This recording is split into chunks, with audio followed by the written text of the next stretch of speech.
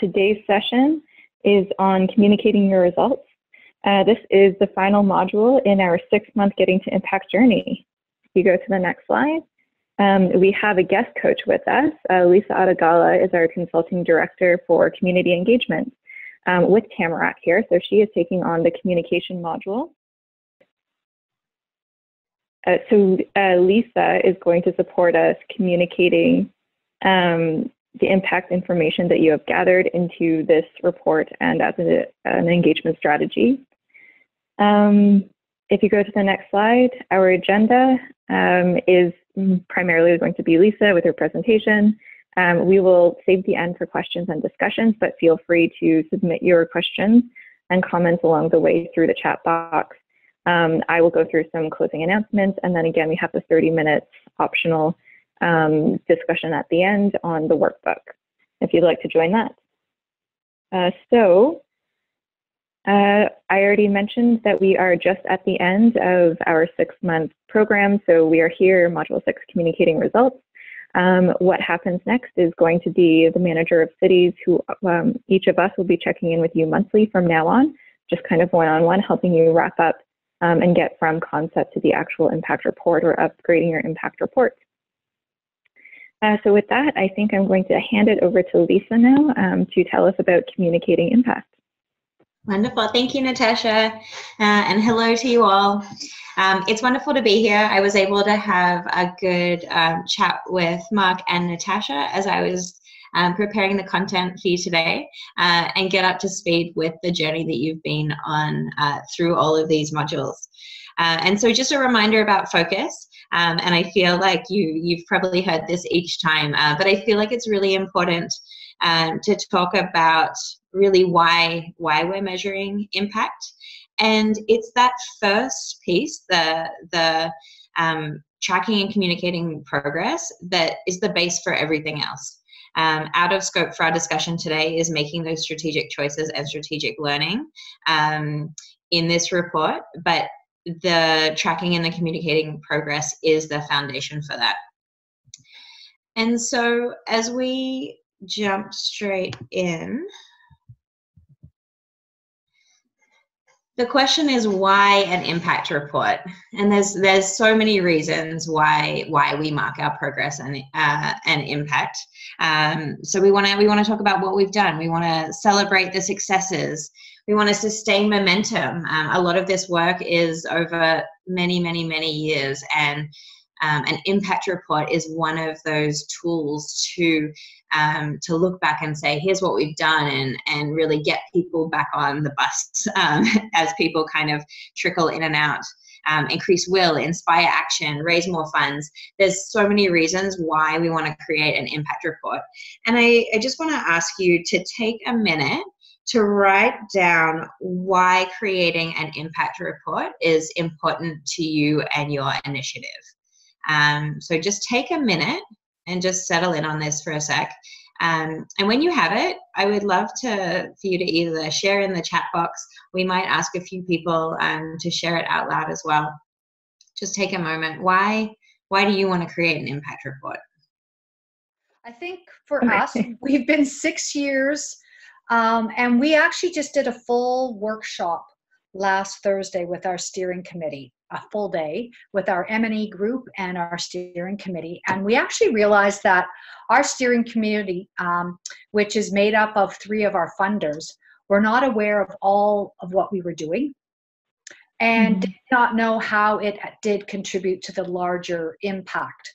And so what's critical for us right now is with the provincial government changes, and this is in Ontario, we need to still say we are relevant, we are still working towards reducing poverty in our communities, and we still have an impact. So we are actually justifying our programming and what we do, and once again emphasizing the need for the collective impact and the collective action.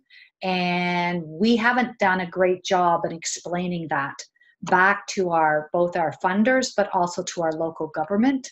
And we are now seeing significant cuts to some of the programming that we do. So more than ever, we need to have a strong argument for continuing in the directions that we are and to continue to have poverty reduction as a key strategy in all that the 2 counties do. Mm-hmm. Thank you so much for that. I think you raise a really important point that because this work is multifaceted and has, multiple people working in it, often they only see their piece. And so exposure to the whole is another key reason why we want to create an impact report. And use it when you're sharing or bringing together the group that's going to create the impact report together. Start with this question because it can really help steer the direction and the focus for everything else. Lisa, it looks like there are also a few other comments in the comments box. So just really quickly, Sarah in Edmonton was saying to promote transparency, increase will and inspire action. Erica in Winnipeg said to sustain relationships with stakeholders, to be transparent and invite broader participation. Stephanie in Oxford said, because we're in the early stages, the impact report for us is documentation, so historical knowledge and getting everyone on the same page. Gary and Sault Ste. Marie said the impact report will provide some momentum and credibility to the Poverty Roundtable. Anne and Williams Lake said accountability to stakeholders and community to support community engagement and build will and momentum for the work. And then the folks out in Stony Plain said to mark progress and then increase will. Mm-hmm. Thank you so much. So the tricky thing about an impact report, and when we think about communications in general, effective communications are clear with what we're creating and who we're trying to speak to. And the tricky thing about an impact report is that we're likely trying to create it for everybody. We're likely trying to create something for the public, for the key influencers, for decision makers, and for many purposes. And so it's a real challenge. And so how do you create something for everybody? Here are some pointers that I have. So the first thing, provide all the context. People can jump over things they already know, but really making sure that you have the context there to invite people in who actually know nothing about the work. What background information is important in order to explain why you're doing what you're doing. Use plain language. I am a plain language advocate, and I just think that often as we're trying to prove that this is complex information, we often think that we should use language to explain that, and it ends up excluding some people that we want to invite into the work. So definitely at the end, thorough edit for plain language. Save the detailed analysis for an appendix. People who are looking for that information are motivated and they will find it, but it can, if the detailed analysis is up front, often it can turn some people off. Tell stories and animate the data. Stories have a way of cutting through or clarifying points that most people respond to. There's different types of people who prefer different ways of communication, but stories is one of those cross-cutting methods that we find really effective. And last main point here is handhold the reader. Make sure they know where they are in the report at all times. If your goal is for them to get through it, you're taking them on that journey, and so you want to make sure that they are clear with and are pulled into the story that you're creating. So what you've done so far through all of the modules is you've gone through the process of thinking about awareness and will and systems change and policy change and programmatic interventions and niche interventions and population level changes. And then you have a series of indicators and measures and ideas for how you'll report on all of those pieces. We want to now turn that into, we want to synthesize that. And the one piece that we need to, or the process that you'll go through before the actual creation of the report is figuring out how all that data fits together. And so this will form basically your methods section. Your methods section will likely be an appendix in your report. But we do want to kind of summarize, how are you measuring what you're measuring? How will you know that your efforts are effective? And so in the workbook is sample processes to go through to take all of those indicators and measures into a place where you can communicate what that is. And as part of that, you'll want to communicate, the purpose of your impact report, what data sources you're using, your analysis and sense-making process, how you validated the data that you collected, and who looked at that and who approved it. So check out the workbook, before diving into the creation of the report process to do this first step of synthesis of your indicators and measures. So in my, in the same way that I'm a fan of plain language, here's an example. So 3 steps to create a report. Number 1, collect the information. Number 2, create the report.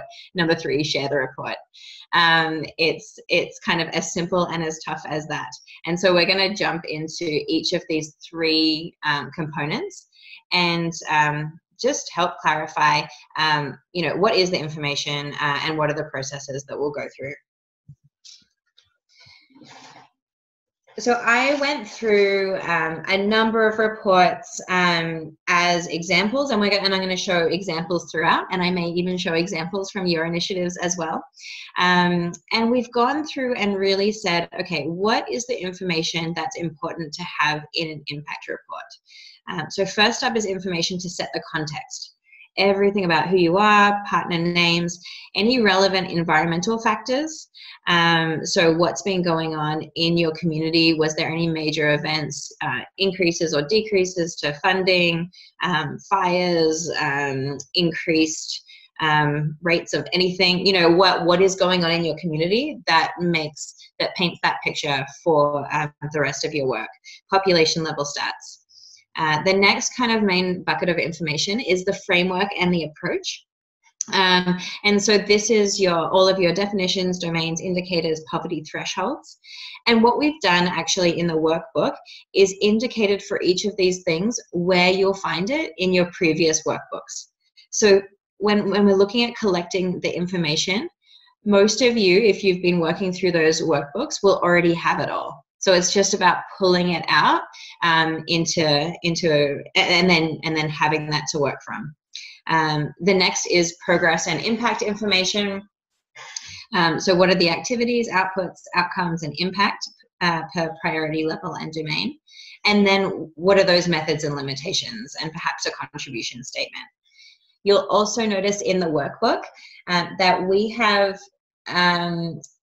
kind of identified each of these pieces with must have information, like to have information, and love to have information.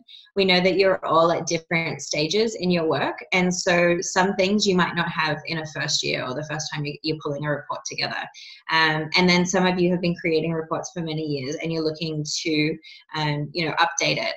And for that, you might strive to have some of those love to have pieces, or really get at impact as opposed to being able to mark your progress. So check out that workbook as you go deeper. So a question that comes here is, we collect this information. How do we then organize it?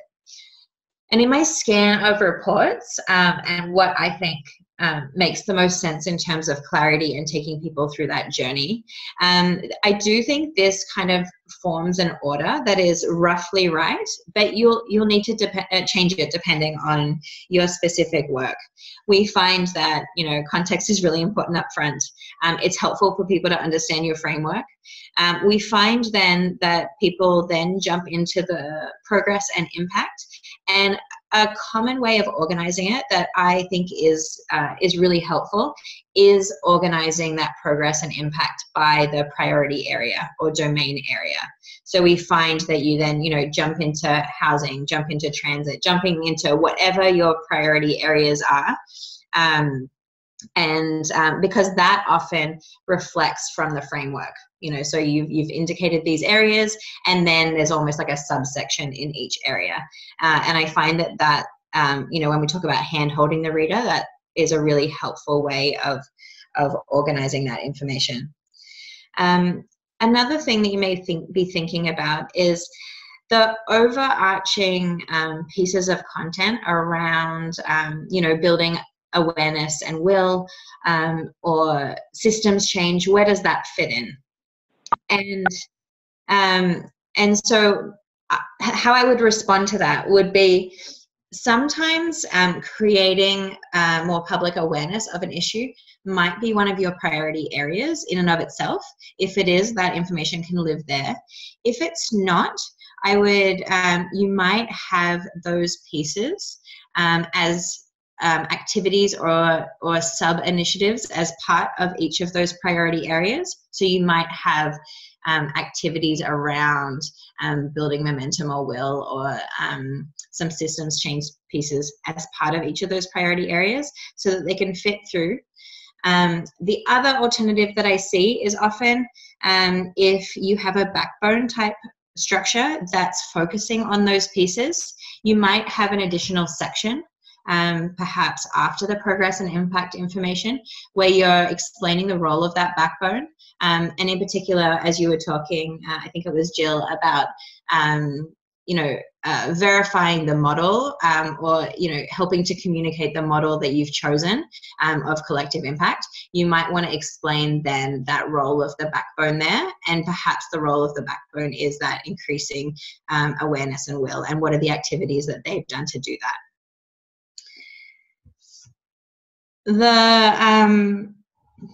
So yeah, I just encourage you to check out the workbook as it then passes apart that must have, like to have, love to have information.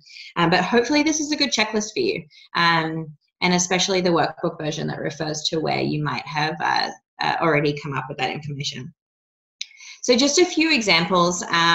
These are some examples from Living St. John, and I think we have somebody on the call. So I just love how the who we are information, the theory of change, and you can see those priority areas pulled apart. A list of partners and how that's condensed. Often we have, when we're creating a report, there's just pages of names, and how can we communicate those and thank people for being part of this work. And they've also done a really great job of providing the context at that macro level before jumping into each of the initiatives. This is Living St. John's example of jumping into each of those priority areas and setting the context for the various activities, outputs, outcomes, and impacts by priority area. And I love that they have a target for each one. It makes it really clear what they're seeking, the data to prove it, and then what are the specific activities that happened as a result. I also have an example of a contribution statement. You'll see us refer to this a number of times, and Mark chatted about it a lot through all of the modules, but really how are we talking about contribution versus attribution? And I find having a contribution statement really helpful. I don't see it a lot, and so it's something that we would encourage you to do. But the way that Enough for All organized their progress really was by contribution. So they started with the pieces that they felt were the highest contribution to the change, and then ending with the things that did change but were outside the influence. So again, in your workbook, you'll see us go into more detail with what a methods and limitations and contributions statement might look like. But just wanting to call that out as something that that you should strive to have if possible. So now that you've collected all the ingredients for your report, we want to create the report. And as I was reviewing many reports, and then taking principles of communication into account, I've created 7 guidelines for communicating impact. And so we're going to run through each of these, and I'm going to show you examples as we do that. So the first one is decide how you want the report to feel.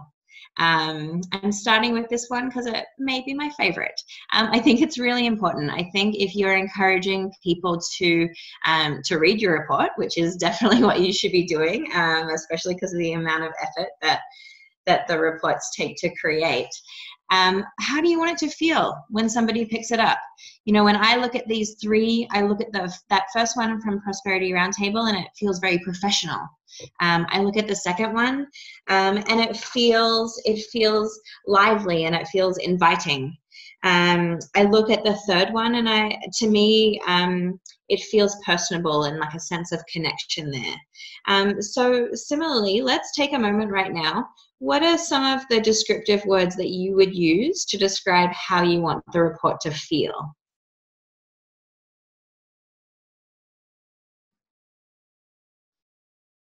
And you can either unmute and chime in with it once you have some words, or put them in the chat box.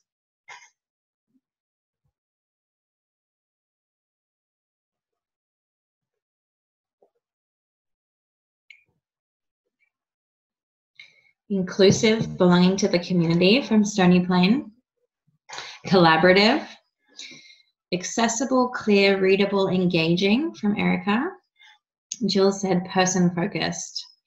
Ivan says unapologetic.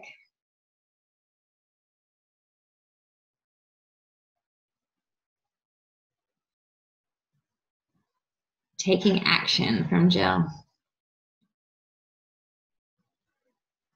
That's great. So this, again, is another helpful thing to start with. It will impact the language that you use. Inspiring. I love that.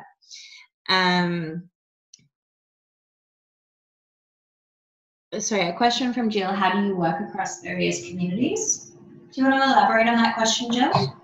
Yeah, I was just looking at these, and I think like End Poverty Edmonton has a very clear focus on, and I know how big Edmonton is, it's huge, versus Chatham Kent, which is looking at a larger rural area. And I struggle in that we have 17 municipalities that I have to report to in 2 counties. And so trying to find that connection with all the various counties and the data. So I'm not looking at one set of data for one community, but looking like, how do we have that, you know, in some cases the cities do a neighborhood approach, and we've got to do a community to community approach. And I struggle with representation in the photos, or who are we, you know, who are we working with in terms of the variety of people across a large geographic area.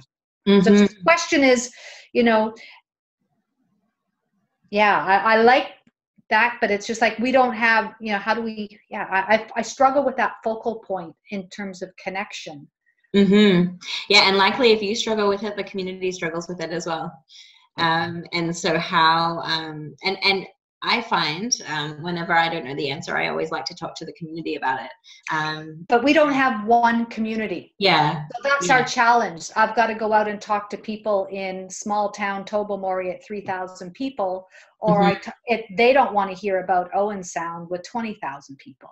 Like it's that rural, urban, town, village. Yeah, so we're going to loop back on this point, and it's about the sharing part of it.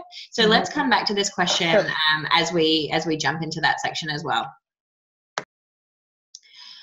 So definitely do this with your team as well. Talk about some of the descriptive words that you want to use for the report, and then talk about how you would then represent that. You know, if you want it to feel personable or inspiring, you know, what colors are you using? You know, does it mean that you always have photos? If you're seeking connection, that might mean that you want to make sure it's photographs and not icons, for example, or illustrations or graphics. So there are implications, and there's easy ways as you think, when you come up with words, to then say, all right, what colors might that be? What might that look like in terms of images and in terms of language? So number 2 for the guidelines is set the context. And so here's an example this is from Enough for All, I believe. And they've just done such a good job on this first page of setting the context, and you all likely have something that you can do like this. So what is poverty? What are the goals? What is the mission? What are the principles? What are the levers of change, those priority areas? How will we evaluate success? So just, I want to draw attention to this bottom right part for a second. How will we evaluate success? This is an example of the part of your measurement framework. You would have the full measurement framework in the appendix, but this is a perfect example of pulling in just a snapshot of that to show, hey, here's how we're measuring or evaluating success. You might then want to say, see full appendix for all of the data sources.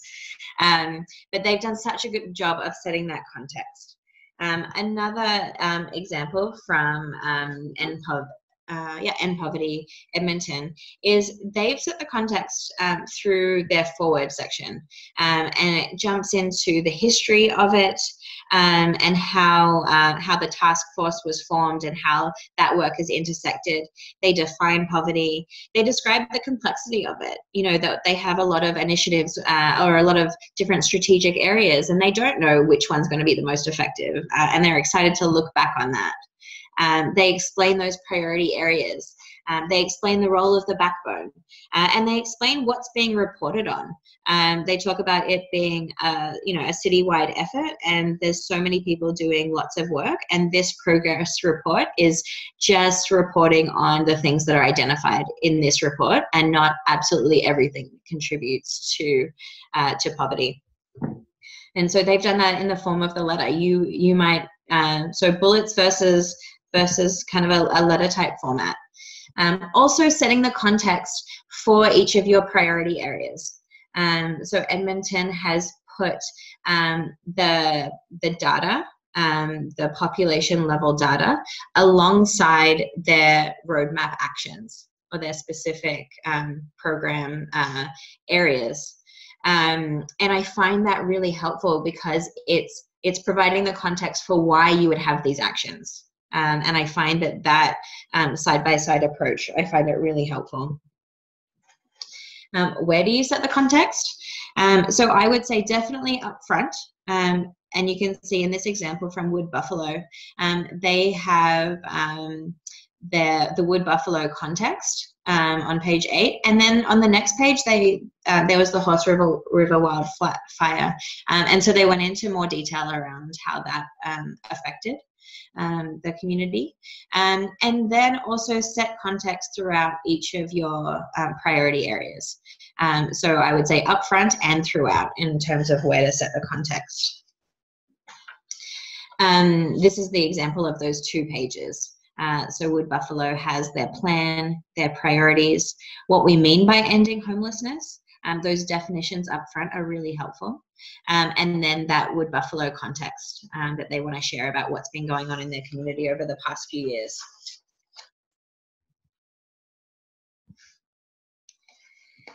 Guideline number 3 is bring clarity to the work. And so I find that the report actually ends up being a gift because the work is so complex and so messy that it forces you to try to describe it. And that process of trying to describe it is hard, but once you've done it, it actually can help both your internal teams understand the work more clearly, or paint that whole picture of the parts of the work that they're not exposed to.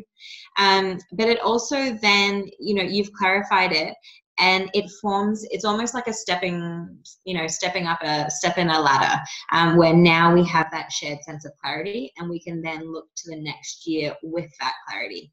And so I just want to kind of name it as it is hard work to make sure that you communicate all of the pieces of your work in a way that would make sense to everybody. But it is such an important piece of the role of an impact report.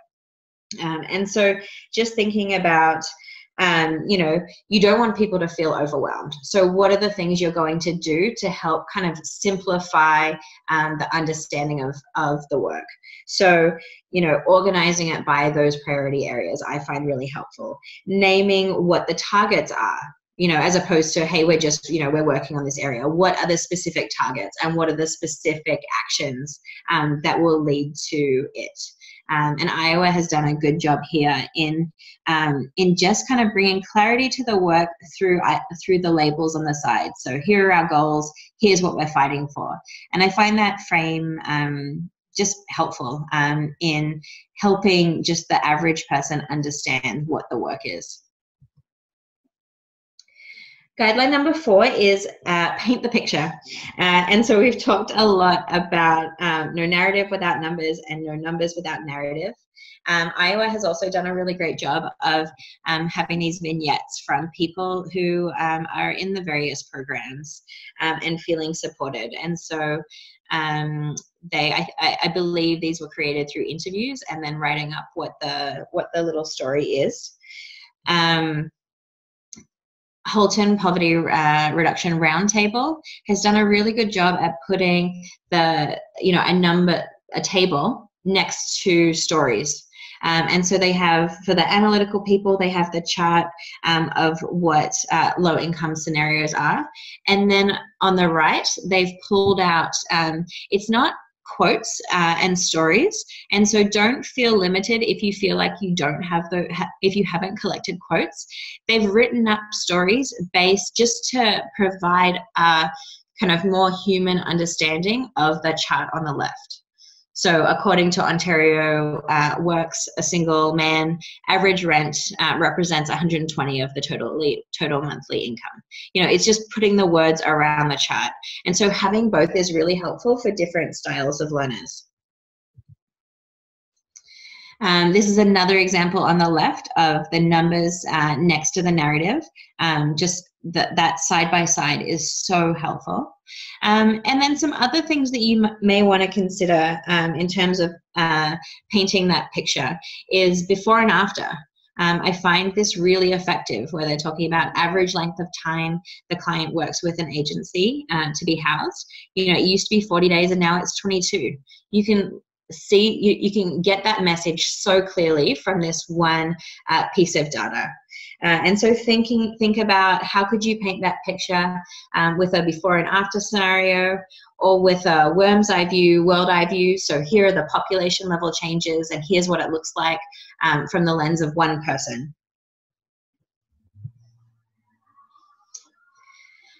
Number 5 is make it easy to understand. And so this is an example from the Canadian Cancer Society, but I find that they've done a good job using plain language. So I look at that title on the left, helping people cope. You know, they could have otherwise said, you know, enhancing coping mechanisms. You know, and I think it's just, you know, how would people describe what the work is? We're helping people cope. And then they've repeated that phrase on the right. Thanks to you, we've helped people cope. And so I just find that language really clear. They've done a great job at breaking up the text with the outcomes on the bottom right. And then the other thing that they've done, which makes it easy to understand, is this is each of their priority areas. They're using the same layout for the priority areas. So there's a big picture, there's a description of what that is and a quote. They've explained a program, and then they've explained their outcomes. And they use that same format throughout. And that consistency in terms of using visuals to reinforce the transitions is really, really helpful. I'm sorry if anybody from Halton is on the call. I have a suggestion for your report. So Halton has beautifully listed up the top their theory of change, and it's so clear. Here are the strategies, here are the key activities, here are the outcomes. The one thing that I would suggest is then mirroring that throughout the subsequent pages. So with the strategies, they have Smart Start Halton, but it's not in the same order. And so I don't know where I am at in the report. And the biggest heading is the impact of collaboration instead of, you know, the heading of what the initiative here. So I feel like it might be easier to get lost as you're reading this report, because you can't kind of jump back to where it is, where you are at within that theory of change. And so with one simple change of making the title, the title of the strategy the largest part, that would help people follow along much more easily. Number 6 is answering the question, so what? So why are you telling me this piece of information?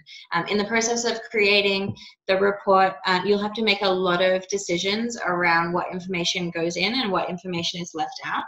And so you want to make sure that you're including information because it's significant for some reason.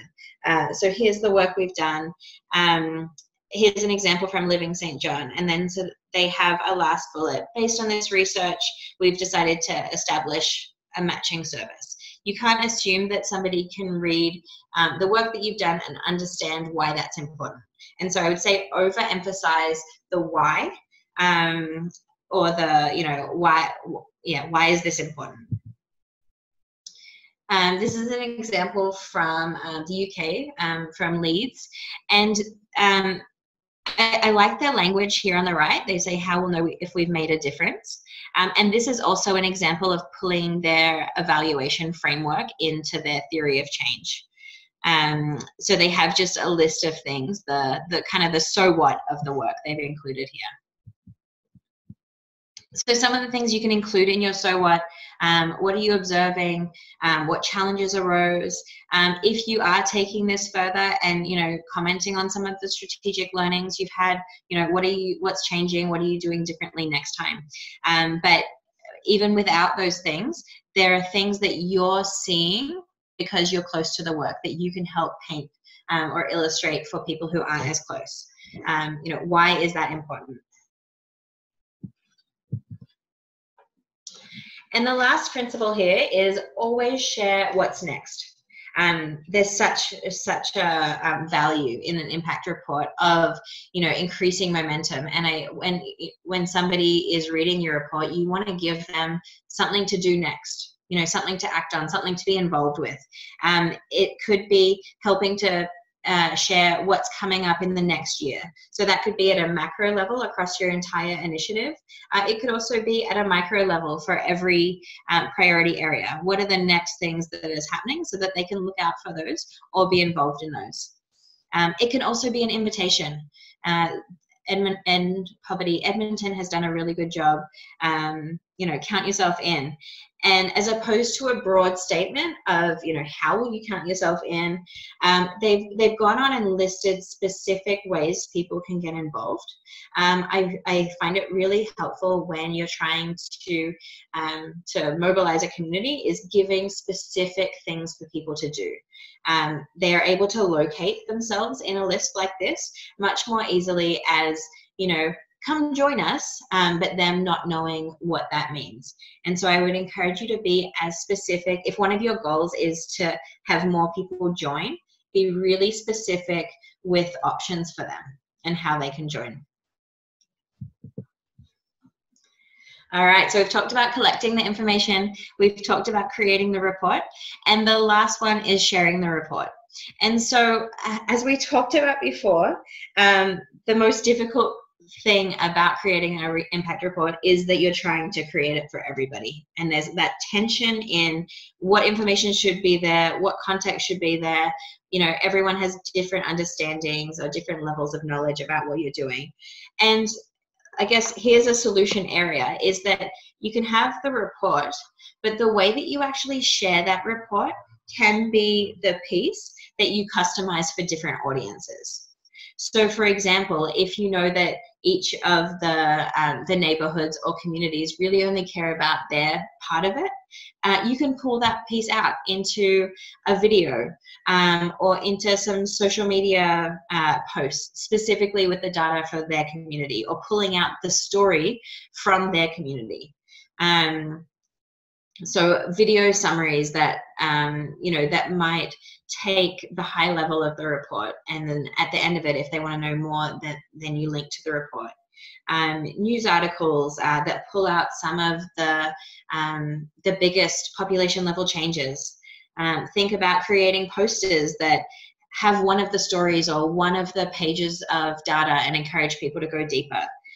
Think about how could you host a community event. And, you know, in a community event, you wouldn't be reading the report. You'd be pulling out the pieces that you think are most important for that audience. So in the workbook is a communication strategy. It's a table where you list who is the person that you're trying to communicate with, and why are you communicating with them. So let's just walk through an example. So for example, if the person that you're wanting to communicate with is city council, perhaps a decision maker in this example, their use is, you know, they need the report because there's policy change implications. And so you then want to say, all right, what information in the report is a priority for them?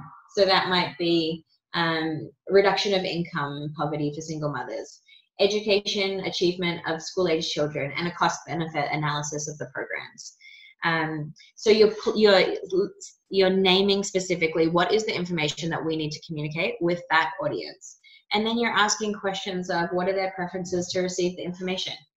Maybe it's a staff report, maybe it's a city council presentation, and what's the time frame for that decision that they're making. So knowing that you are creating a report, that yes, it is for everybody, but you have the opportunity to pull pieces of it apart and share it with specific audiences, so that they get the information that they need. So this is just some ideas for ways that you might want to pass it apart. I really encourage you to do that engagement strategy planning template, because it really helps. It really helps put into action the plan for how you will not just have a report that sits on a shelf, how you are making the report actionable. We often get questions, and Natasha was sharing recently that something that was surprising to some of the groups that she works with is that people comment that the report always takes longer to create than they think it will. And I find that's true as well. And so, you know, in terms of resources that you need somebody to collect the information and package it, somebody to edit, somebody to design. If it's your first time creating a report, it's hard to know kind of what time frame to estimate for it, and it really depends on what your goals are. You know, whether you have an impact report that's, you know, a Word document and isn't designed, or some minimal design, or, you know, a quite heavily designed piece.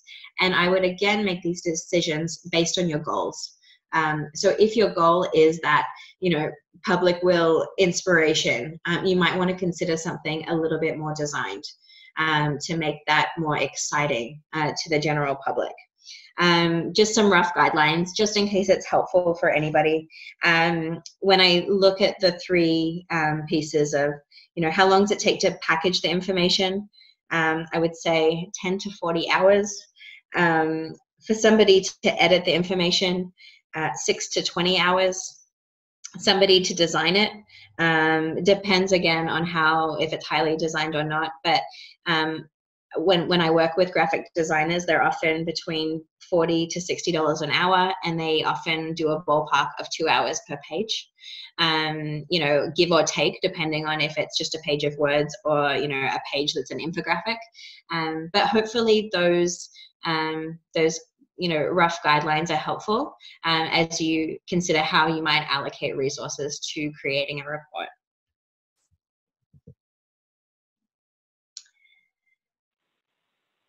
All right. Thanks very much, Lisa. Maybe we'll save that for the questions. So just at the end of this, a reminder that all of this information is in the workbook and the appendix that you have now. So The workbook will walk you through the methods and limitations, how to do that analysis, gather everything together, and then include it in your report. The 3 steps: collecting, creating, and sharing the report, and then the appendix has some blank pages for you to start actually building the draft of your report. So if you go to the next slide, Hannah. Right. We should have a question slide in here. You can go back. We can open it up to questions now, and maybe we'll start with the first one from Erica in the chat box. Erica was saying, what are some good design programs that people could use? Yeah, so my favorite is called Canva, C-A-N-V-A, so like canvas without the S. It is free. It is really simple to use, and you can, when you open it up, there are, you click on, I want to create a report, and it has all of these templates where you literally can type in and move things around and drag in pictures. It's a really easy program to use, and I find that's a really, thanks for sharing that link. It's a really, really great program. I often use it for inspiration, even if I'm not designing within it. I often use PowerPoint, which seems a bit crazy, but I can reorient a slide, and then it's literally drag and drop boxes, text boxes. So depending on your comfort with different programs, and if you're creating it yourself, I actually find PowerPoint less frustrating than Word. I find Microsoft Word, puts margins and puts things on the page that end up being tricky. Nicole, your question around infographics, also Canva. So they have templates. Instead of clicking the report area to look at examples, you click on the infographic area, and you can literally just change numbers. It has the bubbles, it has background pictures. Canva also has a library of icons and images. And so, you can put a picture of a house in the background or a tree in the background. It's a really great program to use. They have just a free version, but if you're looking to also, their kind of Teams paid version is free to nonprofits. And so it looks like Jill has shared the link there as well. But that's what we use internally at Tamarack for all of our design stuff. It's a great program.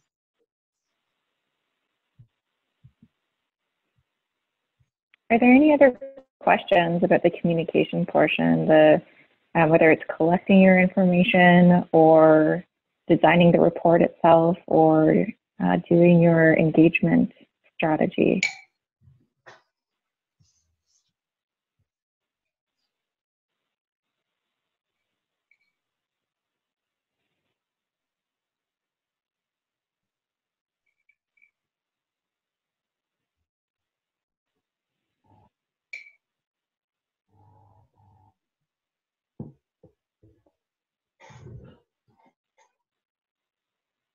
Feel free to type into the chat box there or just unmute yourself and ask your questions.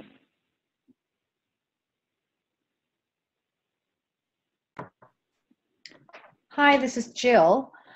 I don't have any questions. I just feel that sometimes we found last week that coming back to generating a report with a larger group sent us all the way back to module 1.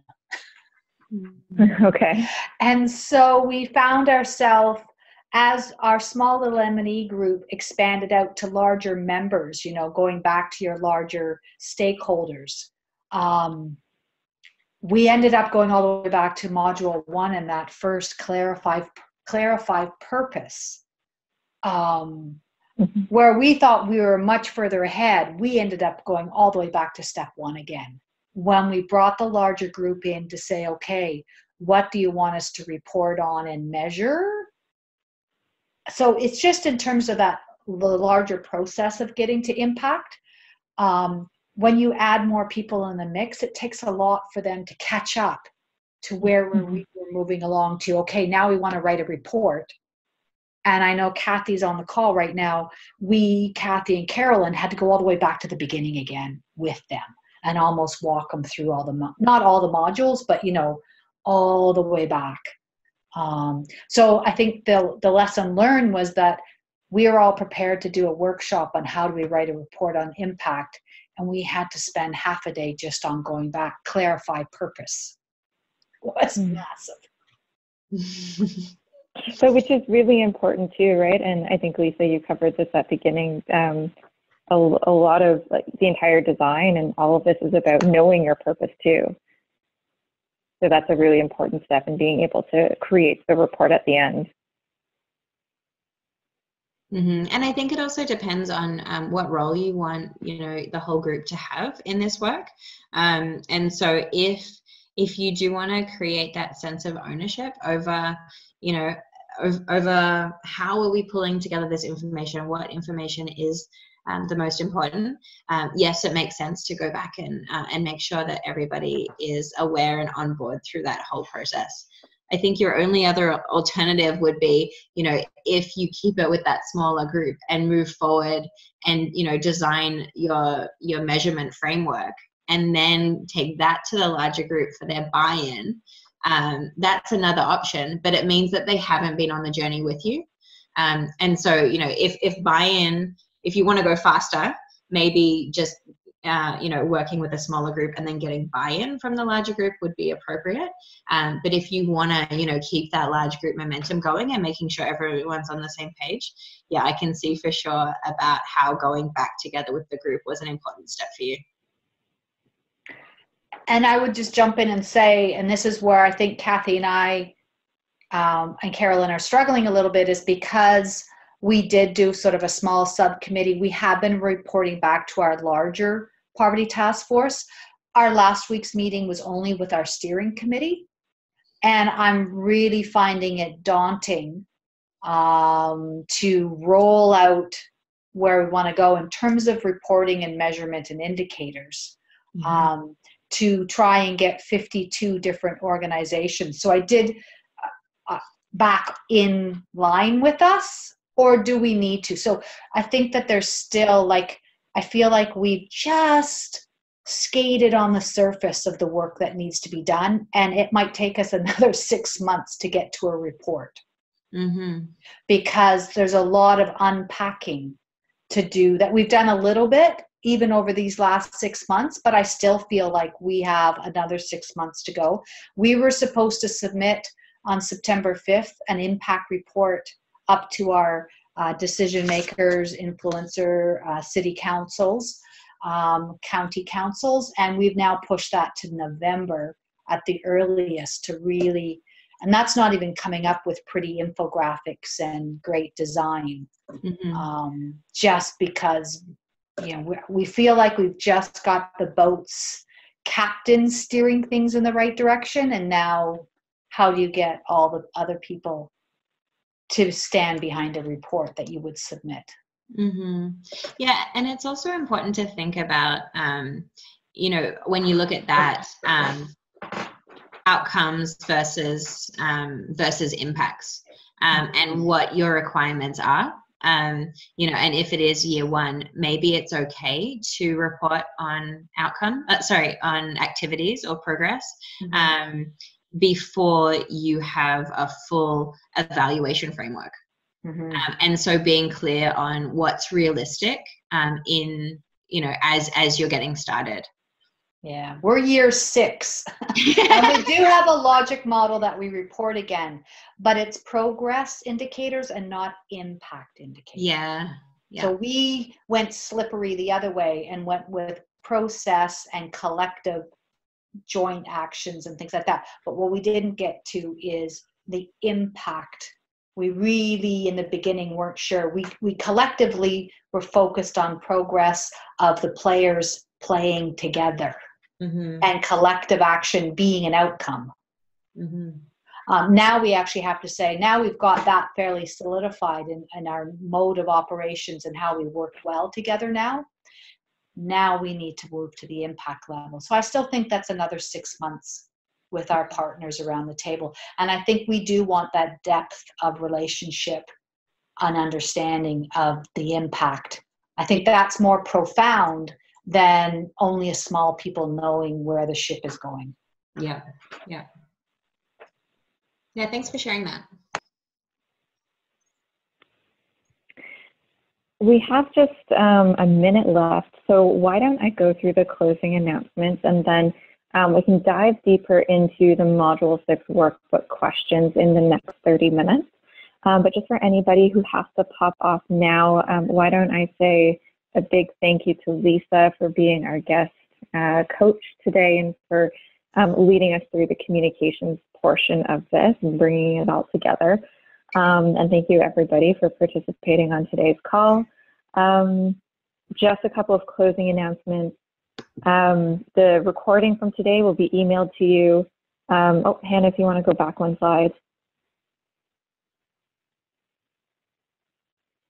to the closing announcements.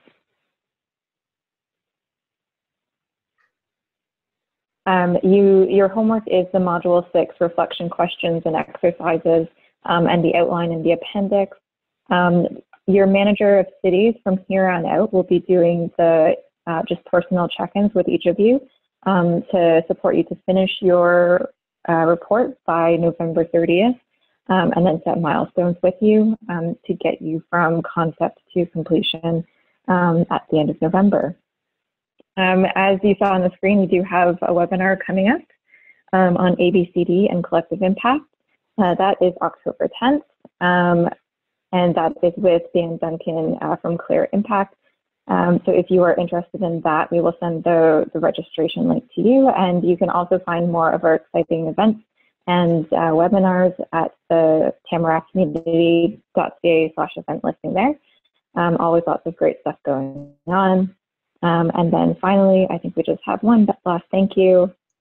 Have a great afternoon, everybody.